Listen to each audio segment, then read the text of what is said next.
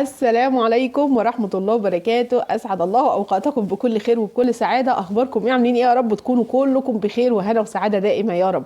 متابعين هتخس مع هبة الله، وحشتوني جدا جدا جدا. ونبدأ كلامنا بالصلاة على رسول الله. اللهم صل وسلم وبارك على سيدنا محمد عليه أفضل الصلاة والسلام. أنا بعمل دايت وملتزمة بنظام صحي، ولكن أنا ما بخسش، مش بنزل بالكم الكافي اللي يرضيني. ايه المشكلة؟ هل في اسباب ممكن تعوق الحرق؟ هل في اسباب ممكن تخلينا فعلا ما ننزلش بالكم المرضي اللي احنا عاوزينه؟ ايوه في اسباب. لو عايزة تعرفي الاسباب دي كملي الفيديو للاخر، وما تنسيش تعملي لي لايك للفيديو. لو اول مره بتشوفيني اعملي اشتراك للقناه. انتوا بتنسوني في اللايك خالص، المشاهدات بيبقى عددها اكبر من اللايكات بكتير، فاللي بيتفرج بينسى طبعا يعمل لايك، فاتمنى تنزلوا تعملوا لي لايك حالا للفيديو. قصه ان في اسباب فعلا ممكن تعوق الحرق. رقم واحد العامل النفسي، الحال ان احنا نكون مضغوطين نفسيا. طبعا لما بنيجي نبدا نعمل رجيم المفروض ان احنا نكون مهيئين نفسيا في الفتره دي. يعني ايه؟ يعني مش اي حاجه تزعلني، مش اي حاجه تضايقني، ما بقاش حاطه على طول موضوع الميزان.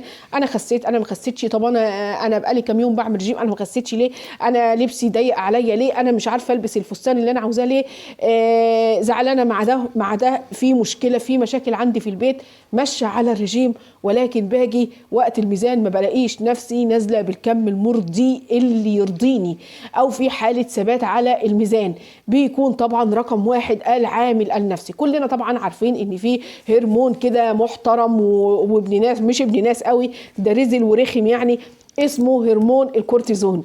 ايه موضوع هرمون الكورتيزون ده؟ اول ما نزعل او ما نتضايق وجوزك ينكد عليكي او انت تنكدي على جوزك، يقوم حضرته شغال وايه بقى، ويقوم بالواجب. تبص تلاقي نفسك عايزه تاخدي الاخضر واليابس حتى لو ما انتش جعانه. والله بيحصل معانا كلنا الكلام ده.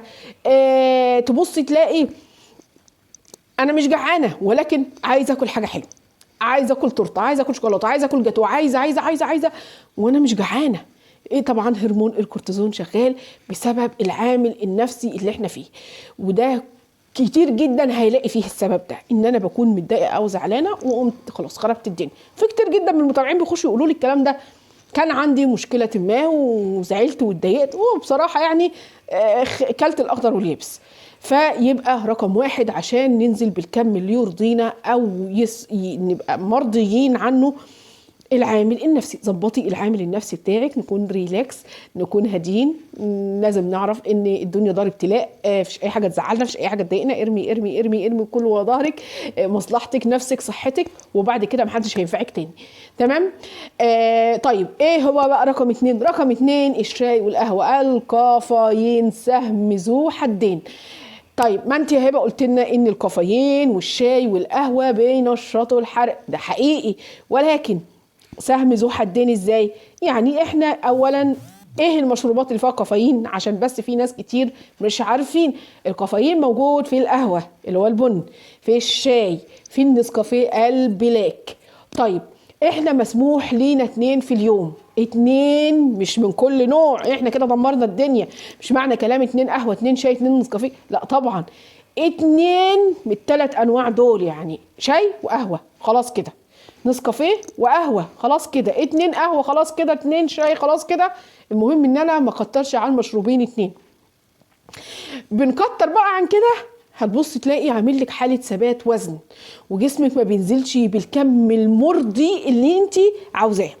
يبقى نشرب مرتين فقط، ونحسب من ضمنهم الشاي بلبن او القهوه بلبن. شربنا شاي بلبن ده اتحسب مره خلاص لان هو داخله كافيين. طيب يبقى ما نكترش بين المشروبات اللي فيها كافيين زي الشاي والقهوه، وناخد مرتين فقط. طيب بعد العامل النفسي والكافيين ايه تاني؟ شرب الميه. شرب الميه مع المتابعين اللي بيتابعوا معايا عامله لهم حاله ازمه غير عاديه.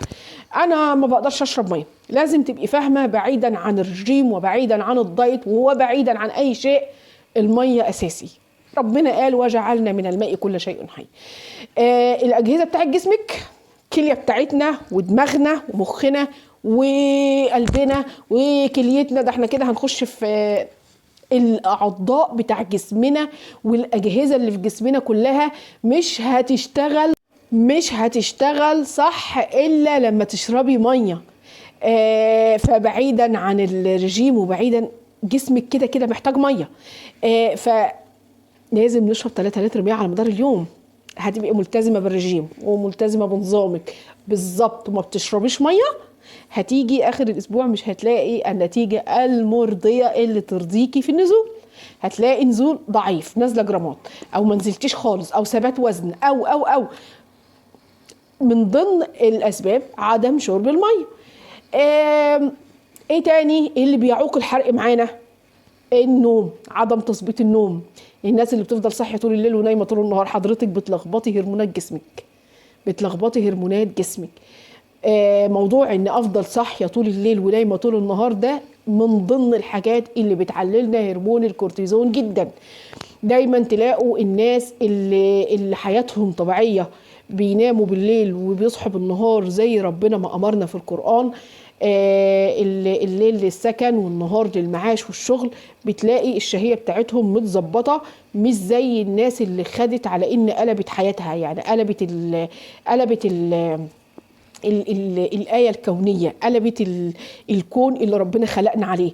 يفضلوا نايمين. وعلى فكرة ده كم كبير جدا ناس كده، تبص تلاقيهم حياتهم كلها بالليل ويصلوا الفجر ويقوموا نايمين، يبدأوا حياتهم تاني يوم كده من بعد العصر أو قبل المغرب. حياة غريبة، حياة مقلوبة. تبص تلاقي تقول لك ده والله انا اصلا ما باكلش ومع ذلك وزني زايد. ليه وزنك زايد؟ لانك انت مش مظبطه نومك، انت قلبتي الليل نهار والنهار ليل. فظبطوا نومكم. مش تظبيط نومنا برضو، يعني من ناحيه شق بنتكلم على اللي قلبين حياتهم ليل ونهارهم ليل، لا وفي ما بيناموش الكم الكافي. الجسم عشان يحرق صح وعشان الهرمونات بتاعتنا تكون متظبطه لازم ناخد كفايتنا من النوم. الانسان الطبيعي لازم ينام 8 ساعات عشان يقدر جسمه. في دبانه رخمه مصره تضايقني وانا بصور. شفتوا الدبانه نستني انا كنت بقول ايه؟ النوم.